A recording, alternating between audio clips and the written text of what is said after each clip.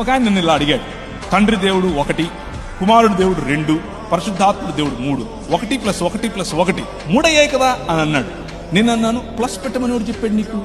1 × 1 × 1 చేయి అన్నాను. 1 వచ్చింది కదా అంటున్నాడు. సో దేవుడు అనేటటువంటి కాన్సెప్ట్ను మ్యాథమెటిక్స్ అనే కాన్సెప్ట్లోకి యూ కెనాట్ రిడ్యూస్ ఇట్.